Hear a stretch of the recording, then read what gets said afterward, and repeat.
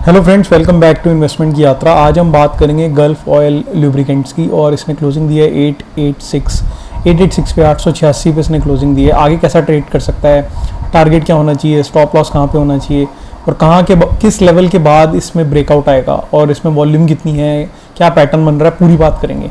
साथ में अगर आप चैनल पे नए हो तो चैनल को सब्सक्राइब ज़रूर कर लो, क्योंकि इस चैनल पे सिर्फ मैं स्विंग ट्रेड्स लेके आता हूँ।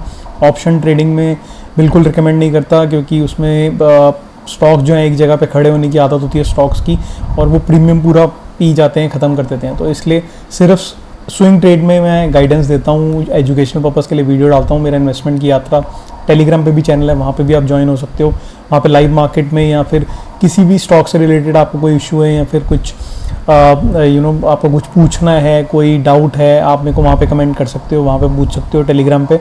साथ में इस वीडियो के कमेंट में भी आप मेरे से किसी स्टॉक के बारे में पूछना है तो पूछ सकते हो। जैसे कि किसी ने मेरे से पूछा था इस वीडियो के बारे में, तो मैं वीडियो बना रहा हूँ।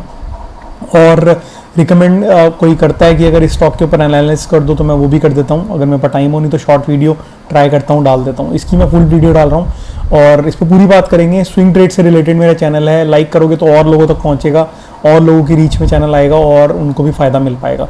तो प्लीज़ वीडियो को फुल एंड तक देखें, पूरा आपको एनालिसिस में हेल्प मिलेगी डिसीजन मेकिंग में, और आप फ़ायदा भी उठा सकते हैं उसका। ठीक है, तो चलो भी शुरू करते हैं गल्फ ऑयल लुब्रिकेंट का एनालिसिस। 886 वीकली के चार्ट पे इसने क्लोजिंग दी है।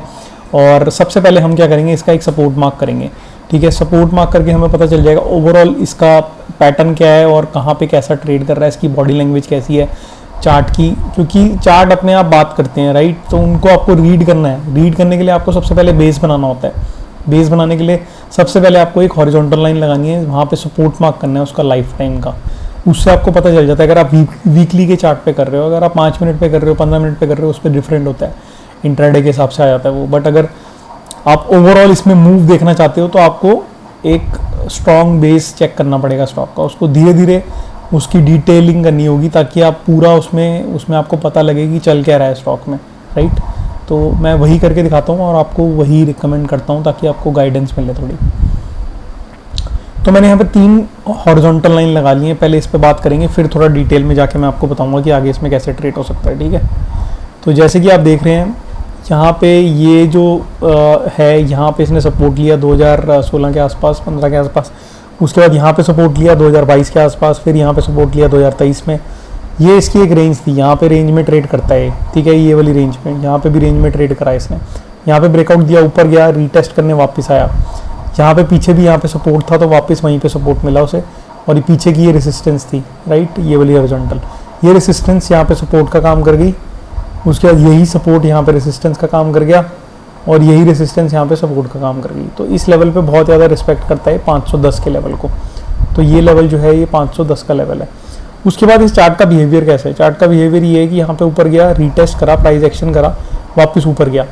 अब ये वाले लेवल पे यहाँ पे रेसिस्टेंस थी, तो ये अपने लेवल्स को बहुत इंपॉर्टेंस देता है। ठीक है, यहाँ पे आप देखोगे फिर रेसिस्टेंस और स्टॉप सपोर्ट का काम हो रहा है। यहाँ रेसिस्टेंस, यहाँ सपोर्ट, यहाँ फिर सपोर्ट, यहाँ फिर सपोर्ट, यहाँ फिर रेसिस्टेंस, यहाँ फिर रेसिस्टेंस। तो कंटिन्यूस है उस पर। उसके बाद यहाँ पे फिर रेसिस्टेंस ली, यहाँ पे सीधा ब्रेक कर गया। जब ये इसे ब्रेक करा तो इससे एक चीज़ क्लियर हो गई कि 2017 का इसने ब्रेकआउट दे दिया, यानी कि 6 साल का यहाँ पे इसने ब्रेकआउट दे दिया। ठीक है, यहाँ से लेकर पूरा पैटर्न का यहाँ पे ब्रेकआउट दे दिया इसने। यहाँ पे जब ब्रेकआउट दिया था यहाँ पे कम से कम 770 के आसपास, तो यहाँ पे क्लियर हो गया था कि ऊपर की तरफ जा रहा है। ठीक है, अब इसका फाइनल रेसिस्टेंस और स्टॉप लॉस कहाँ होना चाहिए वो बात कर लेते हैं। आपको होप्स हो आपको पीछे का पैटर्न और इसमें चीज़ें पता चल गई होंगी किस तरीके से ट्रेड कर रहा है। इसमें एक और चीज़ है, वो भी आपको दिखा देता हूँ।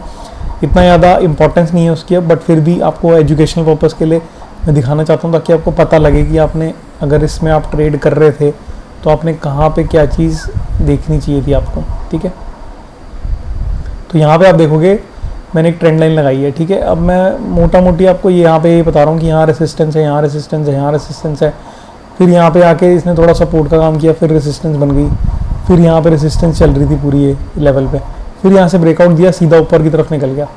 तो ये जो था ये ट्रायंगल पैटर्न था। ट्रायंगल पैटर्न जैसे मैं आपको बताता हूँ, ये नैरो होते हैं।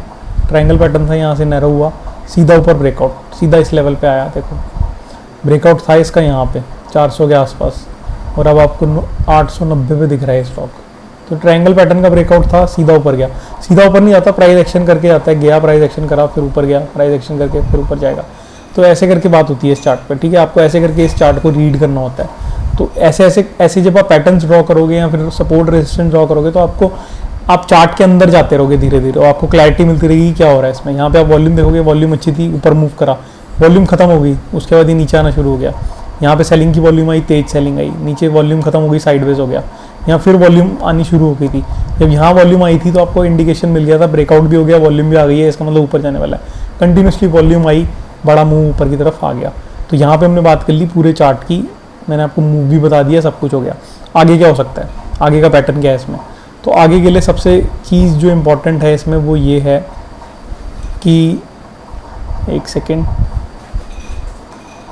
तो इसमें जो सबसे मेजर इम्पॉर्टेंट चीज़ है वो क्या है, ठीक है, वो देख लेते हैं।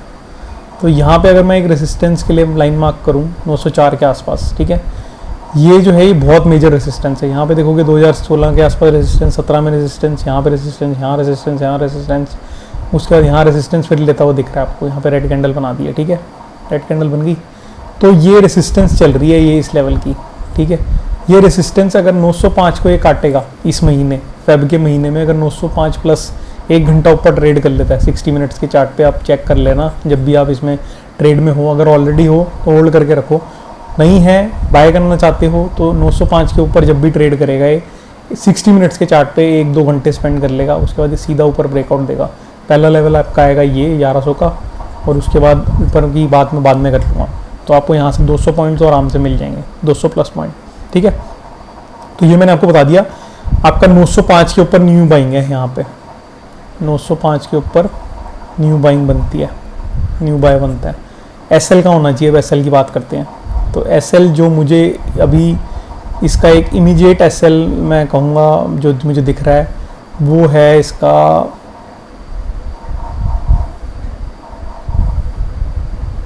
इस लेवल पे 855 के आसपास। 855 के आसपास क्यों कह रहा हूँ मैं आपको, क्योंकि अगर आप यहाँ पे ध्यान से देखोगे तो ये रेसिस्टेंस फेस कर रहा था, यहाँ पे ये सपोर्ट, यहाँ रेसिस्टेंस, यहाँ रेसिस्टेंस, यहाँ रेसिस्टेंस।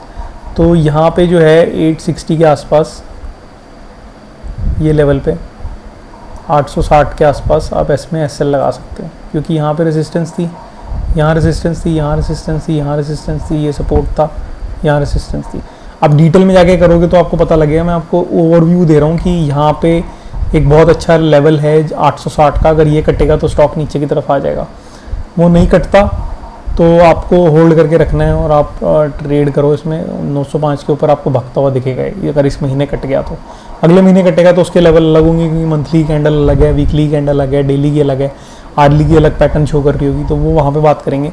बट अभी के लिए इस फरवरी महीने में अगर 900 के ऊपर जब भी क्लोज करता है, ये जो लेवल मैंने आपको दे दिया है इसके ऊपर जब भी क्लोज करता है, ठीक है, वहाँ पे न्यू बाइंग बनती है। 60 मिनट्स मतलब 1 या 2 घंटे के लिए वहाँ पे सस्टेन होना चाहिए। सस्टेन होगा तब भी ऊपर जाएगा, सस्टेन नहीं होगा रेजिस्टेंस लेके जैसे पहले वापस आया वैसे वापस आ जाएगा। तो आपको देखना है कि सस्टेन कर रहा है कि नहीं, ठीक है। और इसमें आप RSI देखोगे तो वो भी ऊपर की तरफ ट्रेड कर रहा है, तो ओवर बॉट जोन में है। बट इन स्टॉक्स का कुछ भरोसा नहीं होता, ओवर बॉट से ओवर बॉट हो जाते हैं, तो वो आपको चीज़ देखनी है। बट इतना फ़र्क नहीं पड़ता, आप चार्ट पे ट्रेड करो, लेवल्स पे ट्रेड लोगे तो बहुत अच्छा है, ठीक है। तो मेरी कोई रिकमेंडेशन नहीं है, सिर्फ व्यू है, किसी ने बोला था तो मैंने वीडियो बना दिया, व्यू पे बना रहा हूँ एजुकेशनल पर्पज़ के लिए। होप्स आपको चीज़ों की क्लैरिटी मिली हो, ट्रायंगल पैटर्न का कुछ क्लैरिटी मिली हो, यहाँ ब्रेकआउट क्यों आया, ये रेसिस्टेंस क्यों मिली, ये रेसिस्टेंस क्यों मिली, यहाँ पे रेसिस्टेंस क्यों आई, ये रेसिस्टेंस क्या थी, यहाँ पे क्यों आई। तो पूरा चार्ट मैंने आपको पूरा एक डिटेल्ड एनालिसिस में कर दिया, आपको समझ आ गया होगा 905 के ऊपर क्यों भाग सकता है। तो 905 के ऊपर इसमें बहुत तेज़ी आ सकती है, 1100 तक जा सकता है, बट कंडीशन है कि वहाँ पे सस्टेन करे 2 घंटे के लिए। तो ये मेरा ओवरव्यू था पूरा गल्फ ऑयल लुब्रिकेंट के लिए। और अगर इसकी हम फाइनेंशियल्स की बात करें तो वो भी मैं आपको एक बार ले चलता हूँ, ठीक है। तो फाइनेंशियल्स भी देख लेते हैं इसके। फाइनेंशियल्स देख के आपको एक इसमें और आइडिया लग जाएगा कि इसमें चल क्या रहा है, ठीक है। तो यहाँ पे आप देखोगे तो 4300 करोड़ की कंपनी है, 4,300 करोड़ की कंपनी है। उसके बाद अगर इसमें PNL की बात करें तो PNL में हमें थोड़ा और क्लैरिटी मिलेगी कि इसके PNL की हालत क्या है। तो यहाँ पे मैं देख पा रहा हूँ कि PNL इसका 2021 से 265 ऊपर की तरफ ही जा रहा है, तो कोई दिक्कत नहीं है। नेट प्रॉफिट की बात करूँ तो वो भी यहाँ पे ऊपर की तरफ जा रहा है पिछले 3-4 साल से, तो कोई दिक्कत नहीं दिख रही मुझे, सब सही है। बाकी इसके इन्वेस्टर्स की बात कर लें, क्योंकि मैं ज़्यादा P&L देखता नहीं हूँ, मैं आपको पहले पता है, मैं आपको ओवरव्यू दिखाता हूँ सिर्फ। इसमें अगर प्रोमोटर्स की होल्डिंग सेम है तो इतना खास चेंज आया नहीं है उसमें पिछले क्वार्टर्स में, ठीक है, 0.25% ही कम हुई है। FIs की बात करूँ तो वो बढ़ा रहे हैं होल्डिंग, देखो 1.5% से 3.5 से 5% पे आ गए हैं, उसके बाद 7% से 3% पे चले गए हैं, इन्होंने 3% छोड़ दिया है DIs में। गवर्नमेंट का होल्डिंग सेम है। और पब्लिक की होल्डिंग की बात करूँ तो पब्लिक ने भी होल्डिंग 2% से लगभग बढ़ाई है, ठीक है। तो हमने पूरा ओवरव्यू दे दिया, इसका पैटर्न भी देख लिया, इसका इन्वेस्टर्स भी देख लिए, इसकी कंपनी की मार्केट कैप भी देख ली, साथ में हमने इसके चार्ट पे पूरा डिटेल्ड एनालिसिस कर दिया है, पूरा आपको पता लग गया है कि इसमें क्या हो रहा है, क्या चल रहा है। होप्स आपको वीडियो अच्छी लगी है तो वीडियो को लाइक करो, चैनल को सब्सक्राइब करो, कमेंट में बताओ जिसने रिक्वेस्ट की थी कि आपको अच्छी लगी कि नहीं, आपको थोड़ा आइडिया मिला कि नहीं, और किसी और को कुछ पूछना है तो मेरे को कमेंट में बता देना, मैं वीडियो बना दूंगा। साथ में टेलीग्राम जरूर ज्वाइन कर लो अगर चैनल पे नए हो, बहुत लोग जुड़ रहे हैं टेलीग्राम पे, और टेलीग्राम पे आपको बहुत ज़्यादा फ़ायदा हो सकता है। मैं मिलता हूँ फिर किसी वीडियो में, तब तक के लिए सेफली ट्रेड करो। Take care friends, bye.